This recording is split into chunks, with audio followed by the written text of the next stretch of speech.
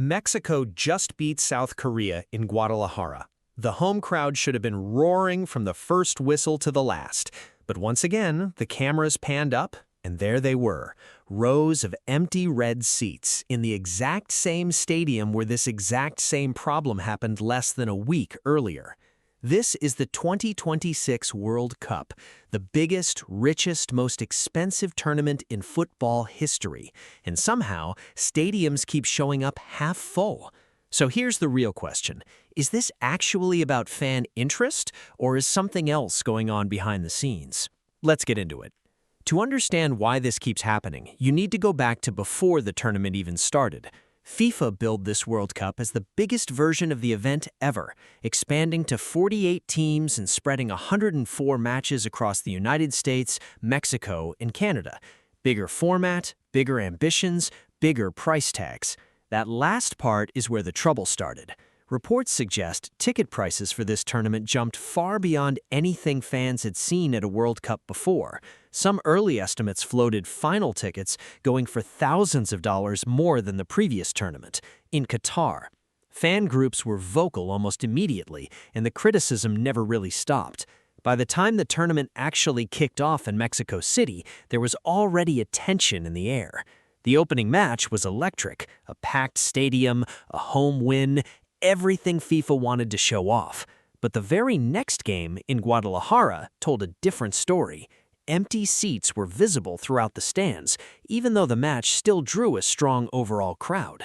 FIFA responded by saying some fans were standing in the concourse instead of sitting in their assigned seats, which only added more questions instead of answering them. Now, here's where things get interesting, because this wasn't a one-off.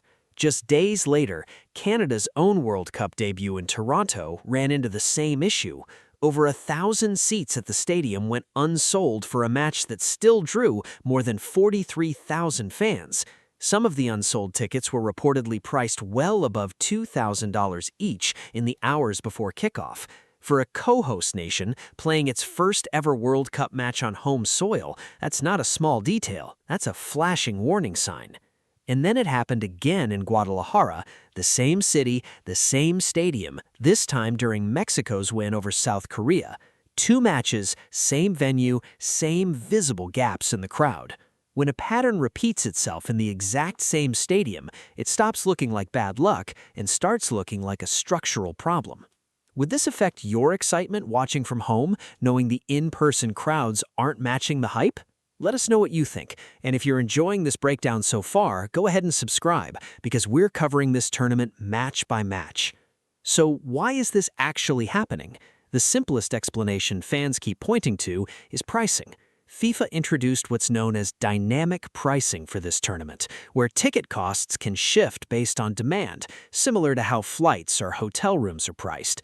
In theory, that sounds modern and efficient. In practice, fan organizations argue it pushed prices for some matches into territory that simply priced ordinary supporters out. According to reporting from fan advocacy groups, only a small fraction of the 104 total matches were fully sold out before the tournament even began. That's a striking number for an event of this size. When you combine a small available supply at lower price tiers with a much larger amount of expensive premium inventory, you end up with a strange outcome. Tickets technically sell, demand is technically there, but the actual stadium doesn't fill up the way it should. This matters because it changes the entire optics of the tournament. FIFA wants to present World Cup 2026 as the biggest celebration of football the sport has ever seen, but every clip of empty seats undercuts that message, regardless of how the overall ticket numbers look on paper. The bigger issue here isn't really about one match in Guadalajara or one night in Toronto. It's about what happens when a tournament's pricing model and its marketing message start working against each other. FIFA has defended its approach, with leadership pointing to overwhelming global demand and tens of millions of ticket requests during earlier sales phases. That part is true. Interest in this World Cup, especially from new and growing football markets, is genuinely massive. But here's the disconnect. Massive global demand does not automatically translate into full stadiums on any given match day, especially for fixtures involving teams that aren't traditional powerhouses. A clash between two heavily followed nations sells itself. A group stage match between two teams ranked outside the world's top 25 does not carry that same pull, particularly when travel costs and accommodation are stacked on top of already steep ticket prices. Compare that to recent tournaments. In Qatar, group stage tickets were available at a flat, comparatively low rate, which made attending multiple matches realistic for ordinary fans. That accessibility is part of why those stadiums filled up consistently, even for less glamorous fixtures. This tournament took a very different financial approach, and the empty seat moments we're seeing now appear to be one of the side effects. Fan advocacy groups have taken this seriously enough to file a formal complaint over the pricing structure, arguing that the approach effectively shuts out the kind of loyal, traveling supporter base that has always been part of the World Cup's identity. Whether that complaint changes anything for the remainder of this tournament remains to be seen, but it shows this isn't just a social media talking point anymore. It's becoming a real institutional pushback. Which country do you think is feeling this pricing squeeze the hardest right now? Drop your thoughts down below. Now let's talk about what this actually means for the people inside the stadium and the people who couldn't be. For players, an emptier crowd changes the entire feel of a match. Atmosphere is part of what makes the World Cup the World Cup. Co-host nations like Mexico and Canada are playing some of the most important matches of their careers in front of fans who could not all afford to be there. That's a strange contradiction for players who grew up dreaming about a full, deafening home crowd at a World Cup. For traveling fans, the impact is even more direct. Many supporters plan their entire year, sometimes years, around following their national team through a World Cup. When ticket costs climb into the thousands of dollars before flights and hotels are even factored in, that dream becomes financially impossible for a huge portion of the fan base that used to make these tournaments feel alive. There's also a quieter group affected here.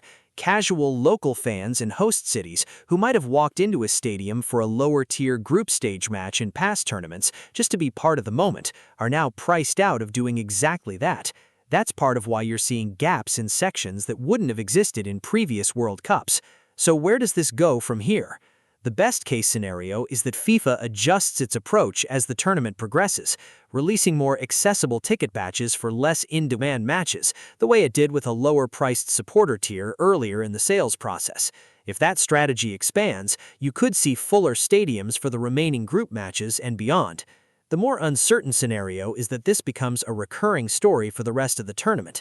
Group stage matches involving lower-profile teams could continue to show visible gaps, while marquee matchups between major nations sell out completely. That would create a strange two-tier atmosphere across the same World Cup, packed stadiums for the big names and noticeably empty sections for everyone else. What FIFA does next matters here. Early signs indicate the organization is sticking by its pricing model rather than overhauling it, which means the responsibility may fall on supplemental ticket releases and pressure from fan groups to create real change. How much that actually shifts the picture is something we'll only know as more matches get played across all three host nations. So here's where things stand right now.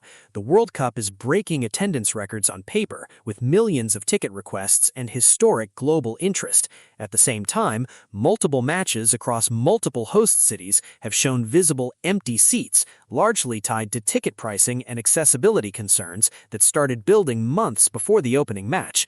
Both of those things are true at once, and that contradiction is exactly why this story keeps generating headlines.